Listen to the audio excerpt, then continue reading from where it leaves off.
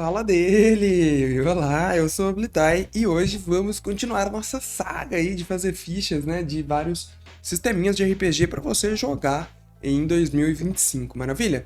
Então hoje será o dia de Chamado de Cthulhu, um RPG que eu gosto muito, eu amo a temática de Cthulhu, foi um dos primeiros que eu joguei, assim, né, quando eu comecei a jogar RPG de mesa, então eu tenho um carinho muito especial ali por ele. Antes de mais nada, né, o vídeo de ficha costuma ser bem longo, então já deixa o like, já comenta aí, já se inscreve no canal. Se puder, já clica no botão Seja Membro, né, os membros ajudam demais o canal a continuar existindo, então muito obrigado a todos os membros, né, facilitam demais, tem vários benefícios, vale a pena você conferir. Além disso, a gente já tem uma playlist de Chamado de Cthulhu aqui, tem duas, na verdade, que eu vou deixar em destaque aí para vocês na descrição do vídeo. Uma delas é uma campanha que nós jogamos no ano passado, uma campanha curta, então vale a pena, né, principalmente se você quiser conhecer mais do sistema ali na prática, você pode ver a gente jogando, e também tem uma playlist com alguns vídeos sobre Chamado de Cthulhu, em que esse daqui vai estar incluso, né, que é o da ficha. Vamos lá, então, sem enrolação. Chamado de Cthulhu, ele é um RPG, para quem, né, não conhece, acho difícil, mas é importante dizer. Para quem não conhece, ele é baseado nas obras, né, do H.P. Lovecraft, que foi um escritor ali do século passado, que escrevia muita coisa sobre o horror cósmico. Então, vocês vão ver que o sistema em si de Chamado de Cthulhu, ele não é um sistema muito fácil de mexer, mas ele tem algumas especificidades. E ele serve para justamente emular os contos do Lovecraft. Então, é normal que o seu personagem ele termine ali a sessão, a campanha, morto ou louco, tá? Não se assustem com isso. Inclusive, nas campanhas de Cthulhu, eles recomendam que você faça mais de um personagem para jogar, porque a chance de você conseguir sobreviver a campanha inteira com um personagem, ela costuma ser rara, tá bom? Como que funciona a ficha de Chamado de Cthulhu? Ele tem algumas particularidades porque ele é feito em porcentagem. É um sistema que muitas pessoas falam, né, que é um sistema datado e tudo mais. Eu gosto, mas ele realmente é um pouco mais difícil se você comparar com os sistemas de RPG aí da atualidade. Vamos dar uma olhada aqui para criar os seus investigadores. No capítulo 3 do livro, ele dá detalhes pra gente. E aí, ele é um pouco, assim, as pessoas talvez não gostam muito, porque ele é feito gerando atributos. Então, você precisa rolar dados, e esses dados eles vão te dizer quanto que você vai ter daquele atributo, e depois você ainda precisa fazer um cálculo de porcentagem, o que torna a coisa um pouco ainda mais complexa. Por sorte, a gente tem uma ficha automática aqui de Cthulhu, e nessa ficha ele vai automatizar pra gente algumas coisas. Então a gente vai para o resultado, ele já vai entregar pra gente a porcentagem, o que nos poupa tempo. Tá? A primeira coisa que ele fala que é de gerar os atributos. Uma dica bem interessante que eu costumo dar para os mestres de Cthulhu fala o seguinte: deixe os seus jogadores rolarem todos os dados, e aí com os valores destinados ali, permita que eles escolham aonde cada resultado vai, porque isso facilita, né, para o personagem não ficar tão quebrado e respeitando o papel ali que o jogador quer que o seu personagem contribua na história, tá bom? Então, vamos lá, começando aqui, eu vou fazer do jeito padrão do livro, mas a minha recomendação é essa. Então, ele fala assim, né, por exemplo, todos os atributos você vai rolar 3d6, multiplicar por 5 para ser o seu atributo. Então, eu recomendo que você deixe o seu jogador rodar 3d6 vezes 5 várias vezes, e aí ele distribua esses resultados que ele tirou nos atributos que ele quer. Aqui no caso, né, a gente vai fazer do jeito padrão, então eu vou rolar aqui, ó, 3d6 vezes 5, vamos ver. Vamos lá, o meu resultado de força deu 12, 12 vezes 5, 60. Então, automaticamente você vem aqui e coloca 60, tá? E aí você vai prosseguindo. Então vai rolar outro 3d6 aqui pro Constituição, e aí o meu deu 11, né? Então 11 vezes 5, 55. Aí você vem aqui em Constituição e põe 55. Depois vai prosseguindo. Aí vamos lá, para adiantar aqui eu já fiz, né, para ficar mais prático ali, para ficar mais dinâmico, vocês não terem que ver eu ficar rolando 3d6 ali toda hora fazendo a continha. Então eu já distribuí, e aí eu vou explicar para vocês esses números menores. Primeiro, vamos aqui falar da sorte, né? Ele fala mais uma vez para você rolar 3d6 e multiplicar por 5. A sorte é uma mecânica muito importante dentro do Cthulhu, então eu já fiz a rolagem, deu 65, e aí eu coloquei aqui. Depois a idade, né? A idade ela dá várias mudanças ali para o seu personagem, porque ela vai mexer nos atributos, né? Tirando coisa, aumentando outras e assim por diante. Para título de exemplo, eu vou só colocar aqui a de 20 a 39 anos, então coloquei aqui que o nosso personagem tem 36 anos, e aí nesse caso a gente faz uma verificação de melhoria para educação. Isso significa o quê? A gente vai fazer uma rolagem de teste, né? O famoso D100. Aí ele até explica aqui embaixo, né? Ó, se o resultado ele for maior do que a educação atual que você tem, você pode adicionar um D10. Se ele for menor, né, você não ganha nada. Então, você vem ali, rola uma verificação, né, o famoso 1D100, para ver se tem a melhoria. Vamos lá. Eu tirei 3, então, normalmente, né, no Cthulhu o resultado quanto menor, melhor, mas nesse caso específico da verificação eu tinha que tirar mais do que 65, que é a minha educação, eu falhei, então nesse caso eu não tenho uma melhoria em educação.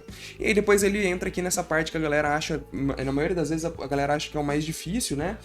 Que é a questão aí dos metades e quintos. Então, você pode ir, eu vou fazer aqui só para vocês entenderem, mas basicamente você vai pegar esses atributos que você fez a rolagem agora e você vai dividir eles. Primeiro por 2, né? E depois ali a porcentagem, o valor de porcentagem por 5. Você vai fazer essas divisões para ter esses valores e sempre arredondando para baixo. Então, vou dar um exemplo aqui para vocês, né, bem objetivo. O primeiro deles aqui é a situação do 60. Então, a gente vai pegar o 60 que eu tenho de força, dividir por 2, dá 30. E aí, lá no quadrinho de cima, vocês podem ver, né, eu coloquei o 30. E depois, você vai pegar o 60 e dividir por 5. E aí, você vê que dá 12, né, sempre arredondando para baixo e marca no quadradinho de baixo. Você faz isso com todos os atributos, porque ele vai ser importante, e esse mesmo raciocínio que a gente aplicou aqui, a gente vai colocar na parte ali de perícias do investigador. Depois ele traz pra gente os atributos secundários, né, pra gente fazer as situações. Primeira coisa, a relação com dano extra e corpo, que ficam aqui embaixo, né, ó, aqui na parte de combate você tem o bônus de dano, que é esse dano extra, e também o corpo, né, é o que você vai preencher. Então primeiro ele fala assim, olha, para determinar o seu dano extra, você vai somar força e tamanho e procurar nessa tabelinha aqui qual que vai ser o valor correspondente. Então, olhando aqui a nossa força é 60 e o nosso tamanho é 65, a gente tem 125. A gente dá uma olhada aqui, ó, 125 é igual a mais 1d4 e corpo 1. Então você vem aqui na ficha, o dano extra vai ser mais 1d4 e corpo 1. É o que a gente vai ter e preenche aí bonitinha e beleza. Depois ele fala sobre os pontos de vida, né? Nos pontos de vida ele vai ser o seu com e tamanho dividido por 10, arredondando ali para baixo sempre. Então vamos pegar aqui, a gente tem de constituição 55 e de tamanho 65. A gente tem um total ali de 120. Nisso a gente faz ali a divisão, né? Por 10. Então, dividido por 10 vai dar 12. Vocês podem ver que não é, né, muito forte ali do nosso amigo, mas a gente tem aí então 12 pontos de vida, tá bom? Meio que é isso. Vamos lá, dar continuidade. Ainda falando dos atributos secundários, a gente tem que prestar atenção aqui na taxa de movimento, né? A taxa de movimento é o valorzinho que fica aqui em cima, ainda na parte das características. E aí ele fala pra gente, olha, se a sua destreza e força possuírem valores menores que tamanho, é um valor. Se sua força ou destreza for maior ou igual ao tamanho, ou se os três foram iguais, é outro movimento. Então a gente tem que olhar esses três atributos. A gente tem força e tamanho, um 60, o outro 65, e a nossa destreza é 50. Portanto, a nossa força e a nossa destreza, ela é menor que o nosso tamanho. Então vai se encaixar no primeiro aqui, dando pra gente um total de movimento 7, tá? Que é o que a gente preenche por aqui. E depois você tem que respeitar a questão aqui da idade também, né? Ele fala, olha, se o seu personagem tiver 40 anos ou mais, ele também vai ter uma redução de movimento. No nosso caso, nosso personagem tem 36 anos, então a gente não vai ter essa questão aí da redução de movimento aplicada.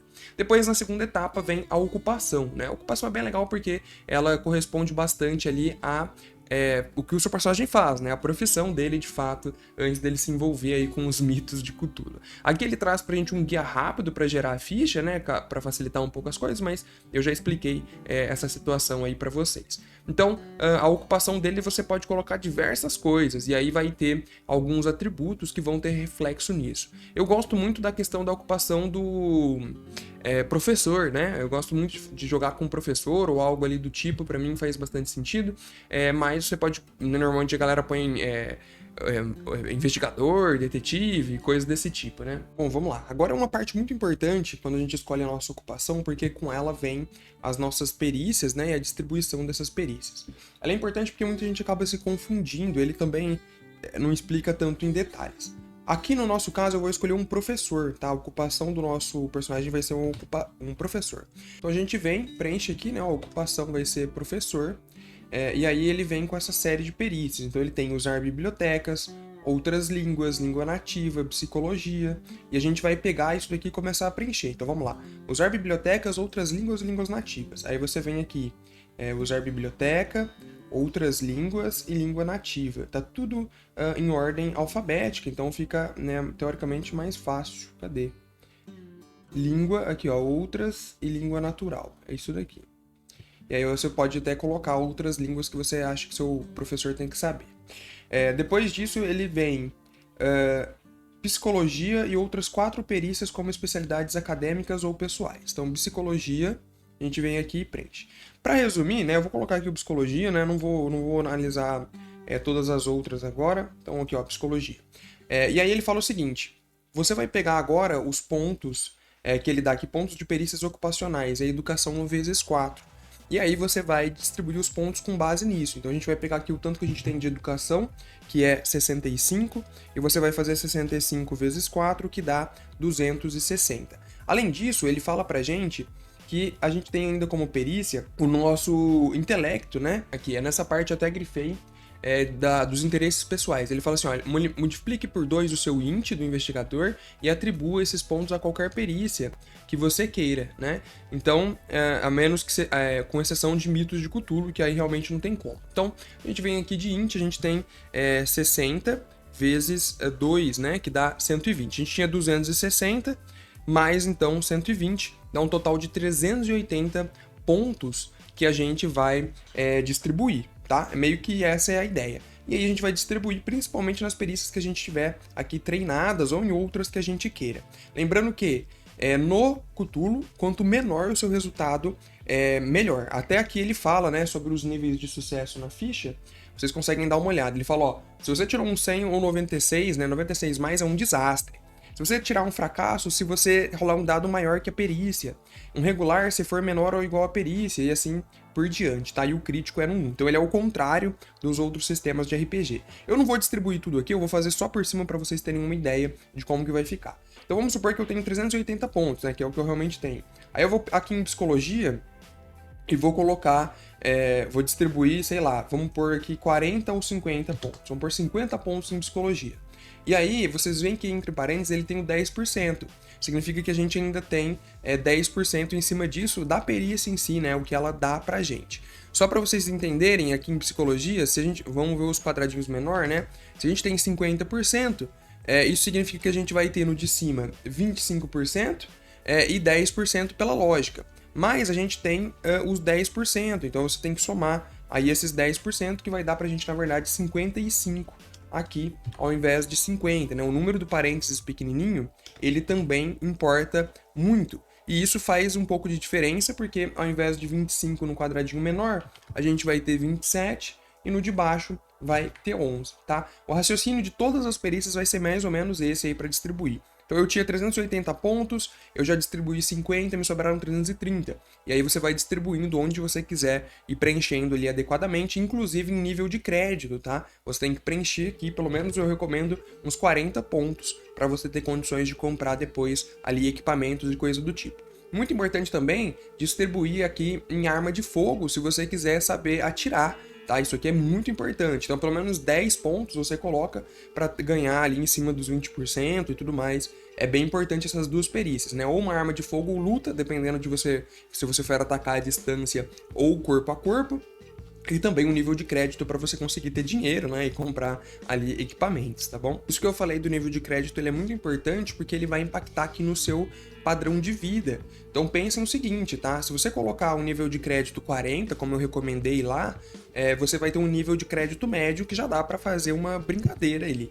Então ele até fala aqui, olha, você tem uma casa ou um apartamento ali, alugado ou não, e pode ficar em hotéis moderados, então é algo significativo. A mesma coisa com viagem, né? Você vai ter uma viagem padrão, por assim dizer, mas não vai ser de primeira classe. Isso também vai refletir nos seus equipamentos. Então, para equipar o seu investigador, você vai dar uma olhada aqui na tabelinha de dinheiro e patrimônio e ela vai refletir exatamente isso. O nosso nível de crédito, lembrem, é 40.